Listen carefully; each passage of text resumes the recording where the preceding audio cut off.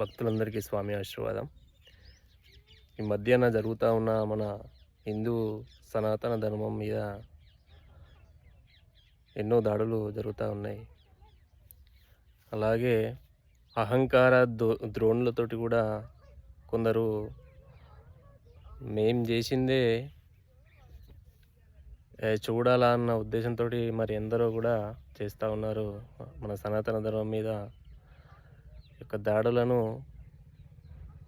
ఖండించే భాగం లోపల భక్తులు కొందరు అడగడం జరిగింది, స్వామి మీ యొక్క నిర్ణయాన్ని కూడా మాకు ఈ యొక్క సందేశం రూపంలో మాకు తెలియజేయండి అని చెప్పేసి అని కూడా వాళ్ళు భక్తులు అడగడం జరిగింది. నేను ఒకటే అంటా ఉన్నా, మాకు తెలుసు జరిగిపోయిన కాలమానం ప్రకారము, ఇప్పుడు వర్తమాన కాలమాన ప్రకారము అహంకార ధోరణితోటి, అహం ధోరణితోటి ఎవరైతే ఉంటారో ఆ అహంకారమే వారిని అగ్నివోలే దహించి వేస్తూ ఉంటుంది. ఇది వాస్తవము, సత్యము. జరిగేది కూడా అదే, ముందర కూడా మనకు జరిగేది కూడా అదే. ఎందుకనంటే స్వామివారు యొక్క దశావతారాల రూపాల్లో ఒక్కొక్క అవతారానికి ఒక్కొక్క విశిష్టత, ఒక్కొక్క యుగానికి స్వామివారు నిదర్శనమూలే యొక్క దశావతారాల ద్వారా మనకు అందించడం జరిగింది. మనము యొక్క స్వామివారిని ఆదర్శనంగా తీసుకొని ఈ యొక్క సేవ మార్గం అనేది ఎంచుకొని నడవాలి తప్ప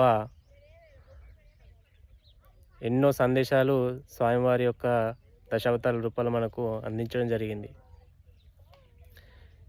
ఇంకా కూడా మనము స్వామివారు యొక్క అహంకార ద్రోణితో ఎవరైతే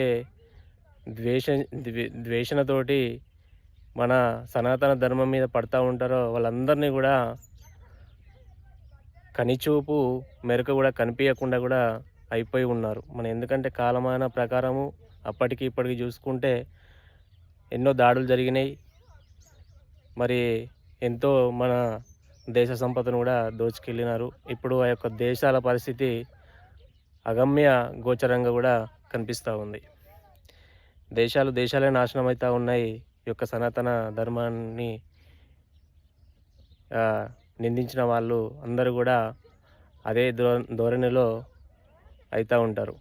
దేశాలే నాశనమైనప్పుడు మనం ఒక నిమిత్త మానవ మాత్రులము, మనకెందుకు అంటుకోదు, మనకు కూడా అదే పరిస్థితి వస్తూ ఉంటుంది. అందుకే ఈ యొక్క ధర్మ మార్గం లోపల కూడా భక్తులు నాకు అడగడం జరిగింది, స్వామి మీ యొక్క సందేశాన్ని కూడా ఇవ్వండి అని చెప్పేసి అని అడగడం జరిగింది. నేను ఇన్ని రోజులు కూడా ఓపికలు కూడా పట్టుకో ఉన్నా, నేను కొన్ని సందేశాలు కూడా చూడడం జరిగింది. అవన్నిటి మార్గాన్ని కూడా ఈ యొక్క సందేశం రూపంలో నేను భక్తులందరికీ కూడా నేను ఇవ్వడం జరుగుతూ ఉంది.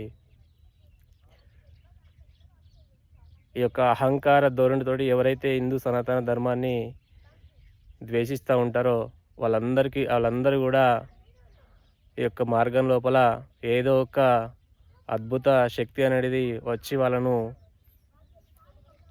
ఏదో ఒక రకమైన ఇబ్బందుల పాలే కానీ ఇంకేదో విధమైన పరంగా కూడా చూస్తూ ఉంటాయి. ఈ యొక్క అదృష్ట శక్తి అనేది యుగానికి అనేది కూడా కాపాడుతూనే ఉంటాయి ఈ యొక్క హిందూ సనాతన ధర్మాన్ని.